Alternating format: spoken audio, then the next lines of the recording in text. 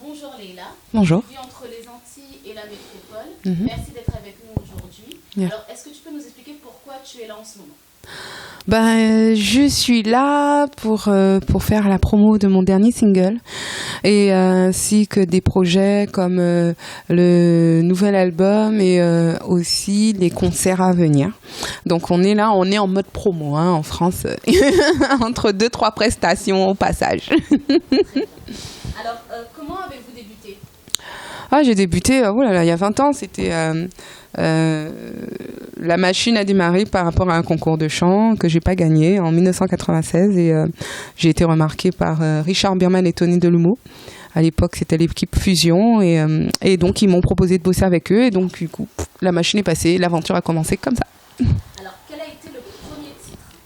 Le premier titre a été Sensuel et Flamme parce qu'il y en avait deux sur la même compilation Double Jeu en 1996. Voilà.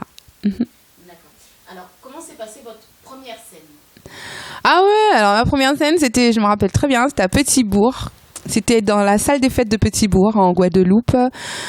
Et en fait, c'est mon premier spectacle où je me rappelle que j'étais figée sur la scène et je chantais, mais j'avais que les mains qui bougeaient, j'avais que les mains et la bouche et j'arrivais pas à bouger. À l'époque, j'étais très timide. Et puis au fur et à mesure, j'ai pris confiance et les années ont passé. Aujourd'hui, je suis celle que je suis sur scène. Alors, est-ce que vous avez eu des obstacles durant toute cette période? Toute ma carrière, on a toujours des embûches, il faut toujours les contourner ou les surpasser. Et oui, j'en ai eu, je pense, comme beaucoup d'artistes. Autant la carrière fusionne vite, mais au bout d'un moment, il y a aussi le moment bas et le moment down, et on redescend très vite, et on doit continuer à remonter et surtout à perdurer. Donc je pense que les embûches, je les ai tout le temps dans ma carrière. Et qui fait partie de la vie, qui fait partie du challenge, qui fait partie de la mission et que j'assume pleinement en fait. Alors, pourquoi avoir choisi la musique? J'ai toujours chanté, j'ai toujours aimé ça. Je me voyais pas en faire mon métier, j'avoue. J'étais loin de penser que j'y serais. Mais moi, je me voyais hôtesse de l'air un mois avant. Quand j'ai dit il fallait trouver un travail à faire, mais j'ai dit je vais être hôtesse de l'air. Et le fait de vouloir, l'envie de chanter m'a permis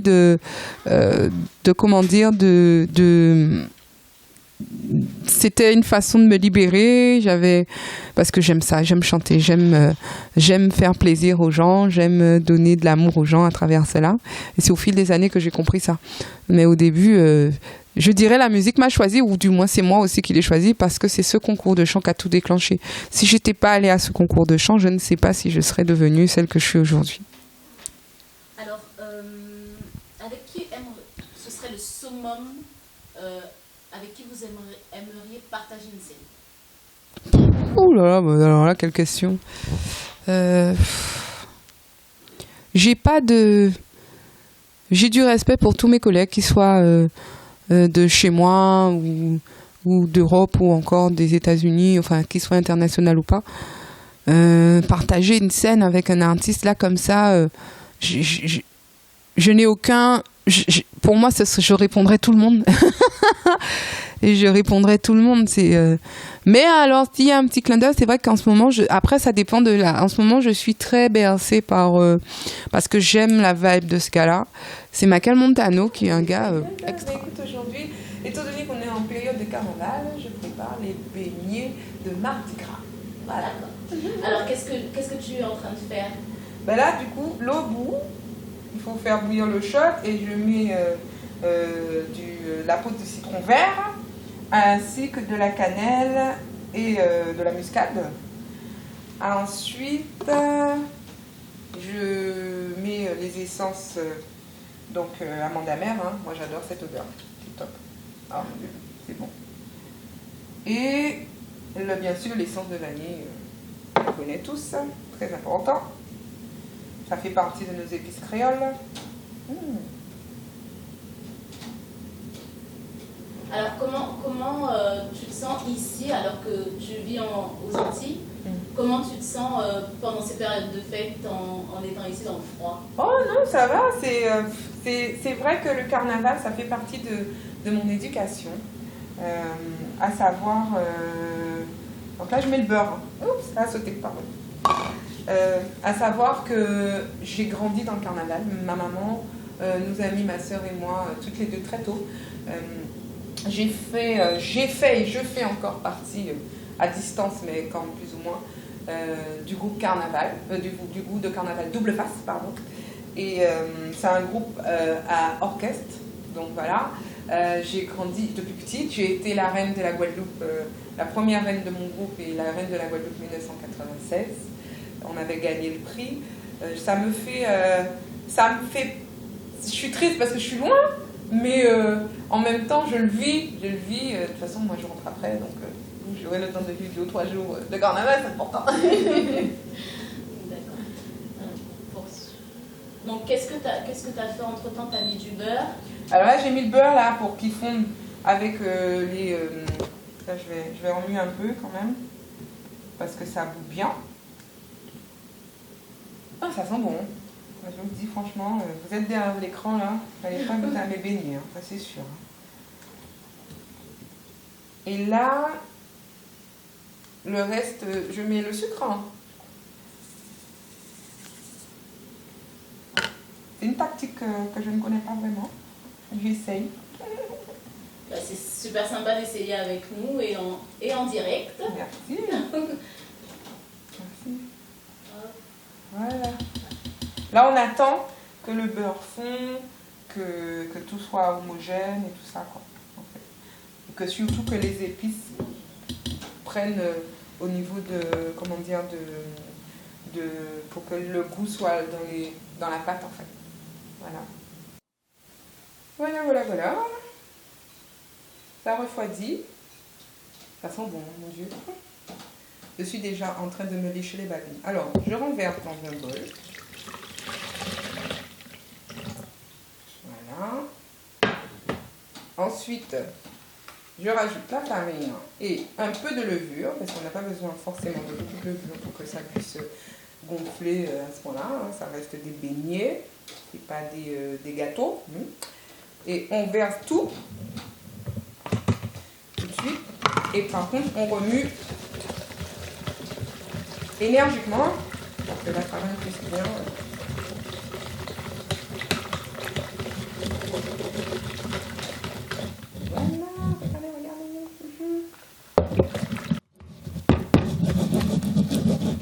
Et voilà.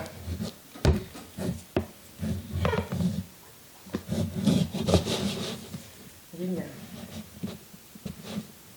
Ensuite, on rajoute, excusez-moi, déjà un œuf.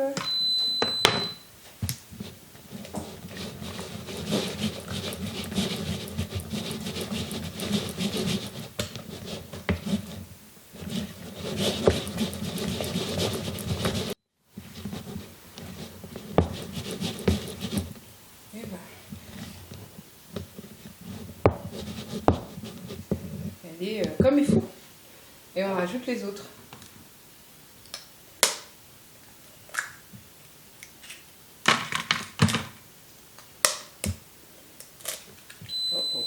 Je suis un peu salée.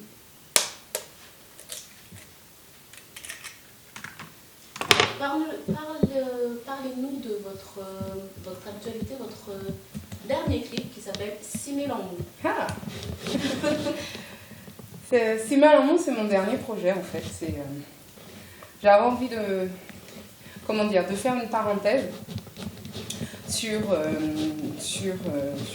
mon style de musique qu'on connaît de moi en fait.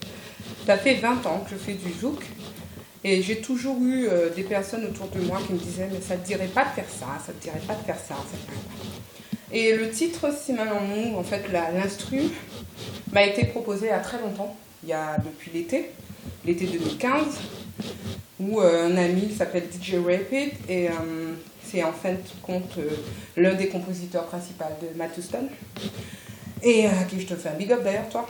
Et du coup il m'a envoyé ce morceau là et j'ai kiffé et en fait je lui avais dit moi je veux faire un titre de ce genre mais je veux que ça reste dans les têtes, je veux que ça reste, que ça donne envie aux gens. Et puis entre temps j'avais aussi mon message à passer sur le fait que les gens perdent certaines valeurs de la vie, qui est l'amour, de s'aimer les uns les autres, d'arrêter de faire des faux semblants, de rester soi-même et de vivre bien, de vivre heureux.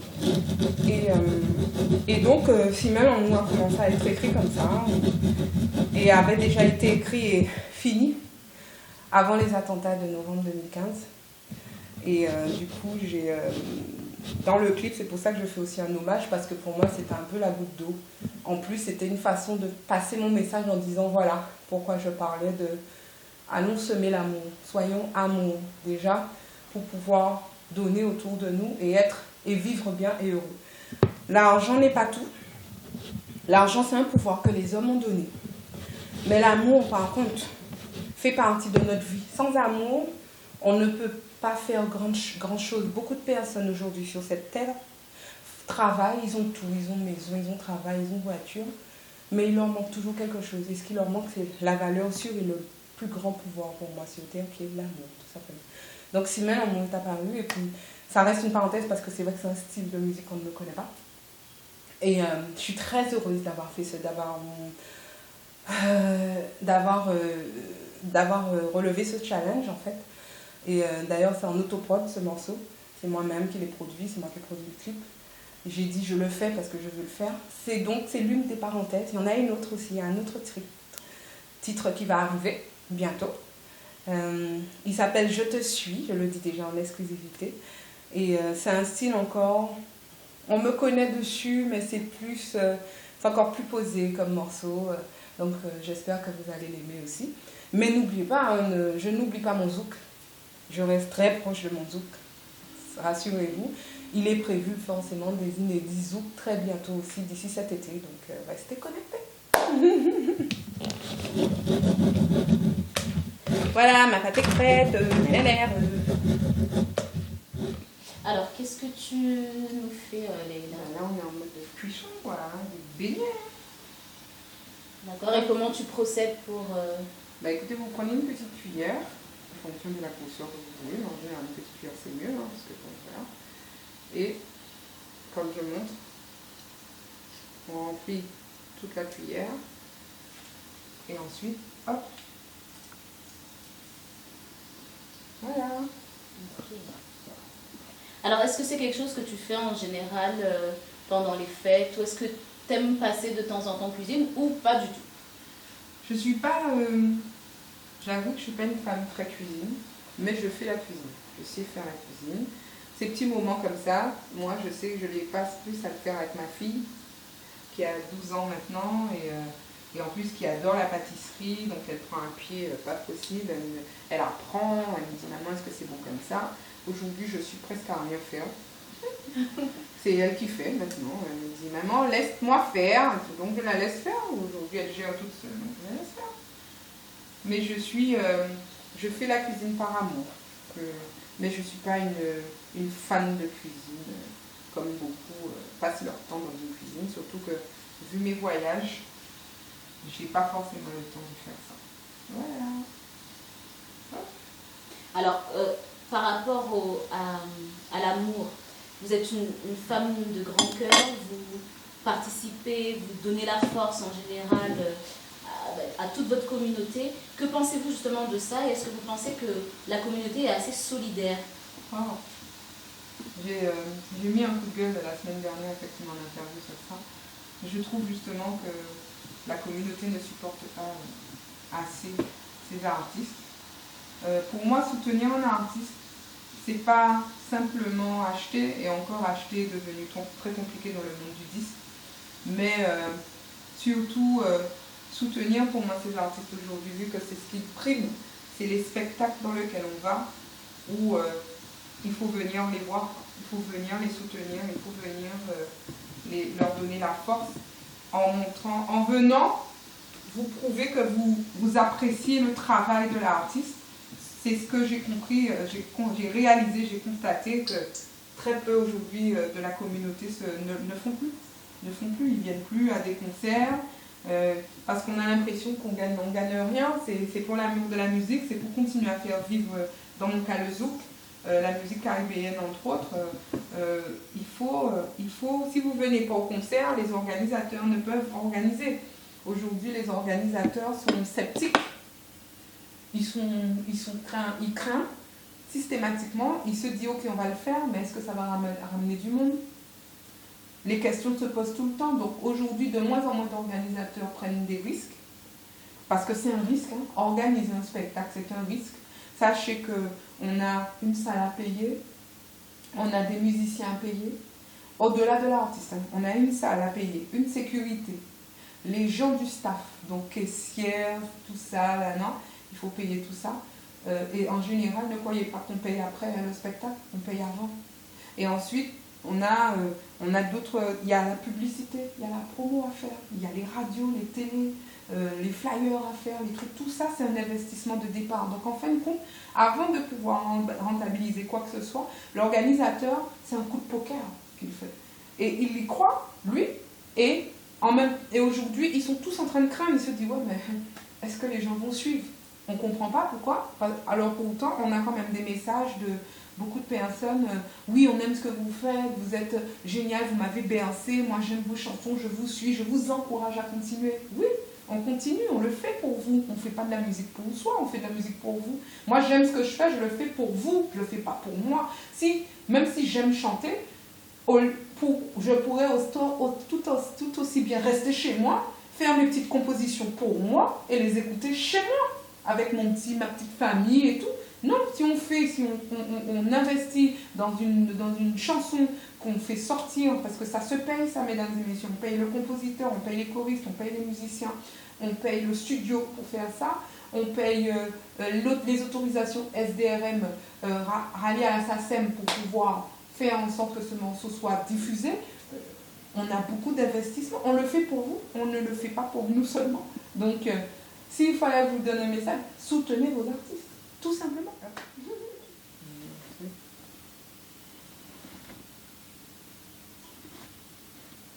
C'est un peu bancal avec des... Ils sont pas ronds, hein. Vous inquiétez pas, hein. C'est pas la forme qui compte, c'est le goût.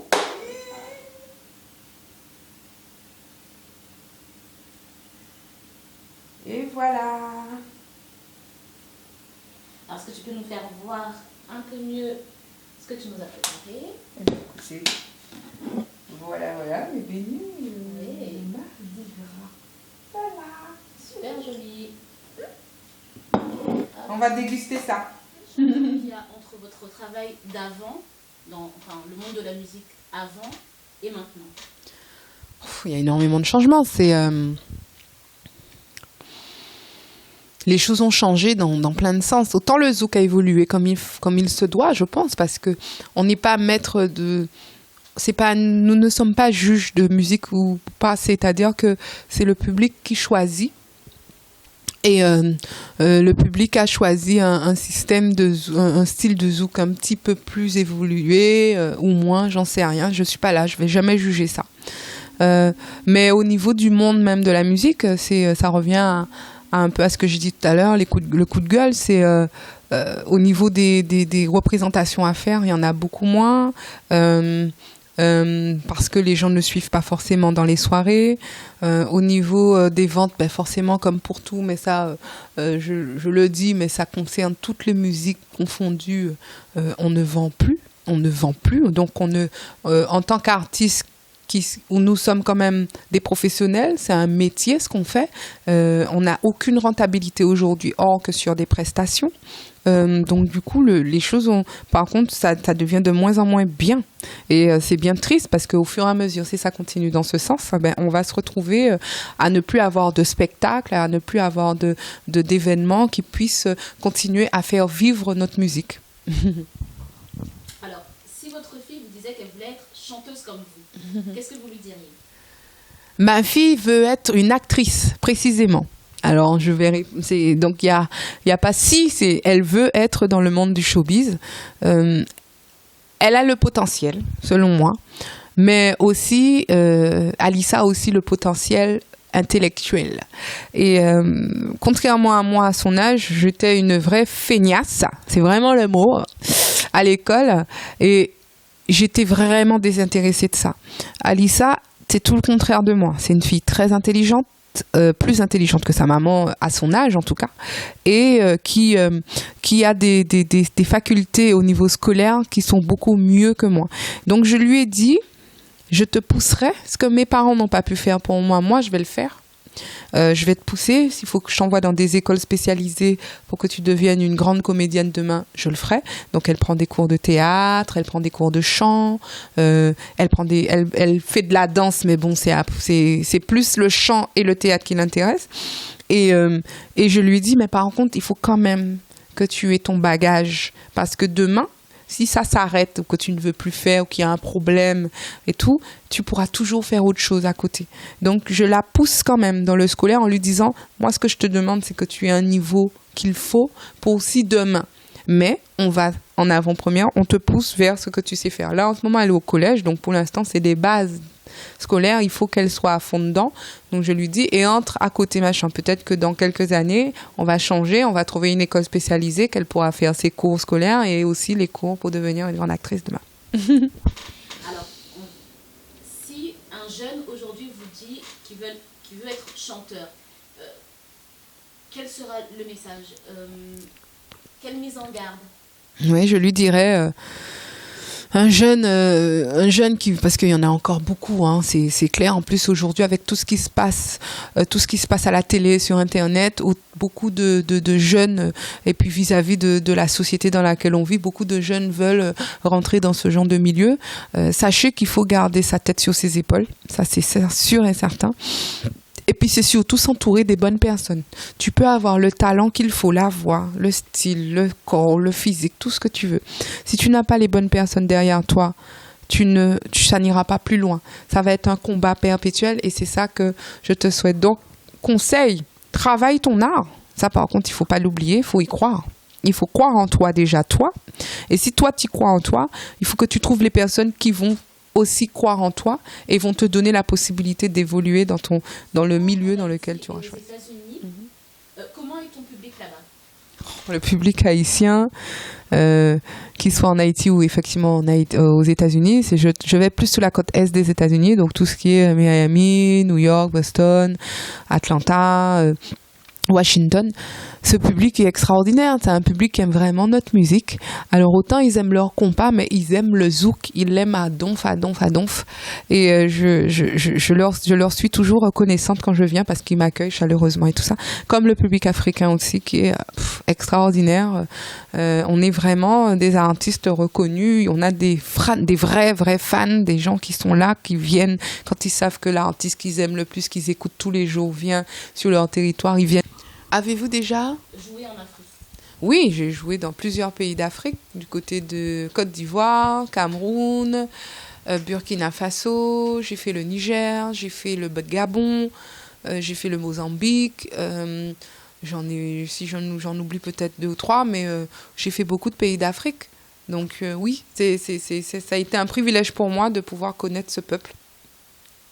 Alors, comment avez-vous vécu votre concert live au Cabaret Sauvage? Oh là, c'était extraordinaire. C'était mon premier concert quand même. Hein. C'était premier concert à presque 20 ans de carrière. Après tout ce temps, on a fait 2h30 de concert. Nous, on ne s'est même pas rendu compte du temps qui passait. J'ai vécu ça pleinement, avec plein d'amour. J'ai reçu plein d'amour. Ça respirait l'amour, ça respirait la joie, ça respirait la zen attitude, le love au top, et puis les Antilles surtout. Alors, combien de temps pour préparer un concert comme ça? Ça prend des mois, ça prend plusieurs mois. Quand on a décidé de faire le concert au Cabaret Sauvage le 20 avril 2014, ça a été décidé en novembre. Donc c'est bien 6 mois avant. Il fallait mettre en place tous les partenariats. La salle, il fallait que ça soit sûr. C'était non, j'ai dit 6 mois. Non, on a annoncé le concert du 20 avril 2014 en octobre. Je me rappellerai toujours. J'étais en concert au Casino de Paris avec un plateau d'artistes, et je me rappelle que c'est ce jour-là que j'ai annoncé le jour de mon concert, la date de mon concert l'année suivante, quoi. Donc ça se prépare vraiment en amont. Ensuite, au niveau musicien, ce sont des choses qui se bloquent aussi très en amont parce que les musiciens travaillent beaucoup beaucoup. Donc, il faut bloquer son équipe. Ensuite, il s'est passé qu'on a fait une bonne semaine, 10 jours de préparation du concert. En répétition, donc c'était à base de, comme les fonctionnaires, quoi, c'était du 8h, 17h, hein, tous les jours. Il fallait le faire, ça fait partie des préparations. En plus après, de mon côté, il fallait faire la promo, il fallait faire les interviews, il fallait être partout, il fallait se montrer. Et puis, il faut voir le styliste pour préparer les tenues, il faut bloquer mon coiffeur, il faut bloquer la maquilleuse. Il y avait plein de choses à faire, quoi. Alors, justement, avec qui avez-vous travaillé? Parce que vous aviez des robes magnifiques, une coiffure sublime. Merci. Avec qui avez-vous travaillé? Sur ce concert, je remercierai toujours, ce sont 2 amis, donc Kevin O'Brien, qu'on ne présente plus pour le stylisme, pour les tenues, et Eric Alexis Rosso, qui est mon coiffeur depuis 20 ans. Donc c'est lui qui a fait toutes ces belles coiffures que vous avez vues. Voilà. Et puis au maquillage, c'était Mei San, qui a bien voulu venir, parce que je l'ai averti vraiment à la dernière minute. J'avais une maquilleuse qui ne pouvait plus et tout. Et elle a été charmée, elle était très contente de participer à ce projet. Donc merci à vous 3.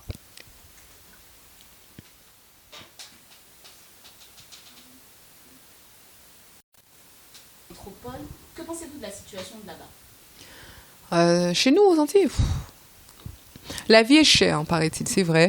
J'avoue que c'est vrai, parce que c'est vrai que faire des courses aujourd'hui, ça nous revient très cher d'aller dans un centre commercial, faire ses courses quotidiennes pour pouvoir nourrir sa famille.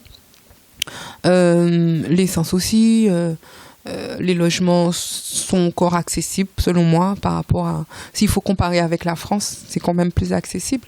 Mais après, la vie est bien meilleure, je dirais toujours. Moi, je considère les Antilles françaises, mais les Antilles, la Caraïbe aux totalité, comme un paradis terrestre, en fait. C'est le côté où on a bon vivre, on est beaucoup plus posé, on est moins stressé dans nos têtes. Pourtant, on a un travail où les gens sont comme ici en métropole. Il faut qu'ils se lèvent tous les matins pour aller travailler, finissent à 18h. C'est le même système de vie qu'ici où ensuite, on doit prendre sa voiture, on doit aller chercher ses enfants à l'école, on doit les rentrer, on doit leur donner à manger, il faut qu'ils soient machin, il faut les devoirs. Non, le système de vie. Sauf que la différence, et j'ai toujours vu, parce que je l'ai vu à force de voyager, le soleil a une comment dire, c'est très important d'avoir du soleil. Ça égaye l'essence, ça égaye la vie, ça égaye quelqu'un.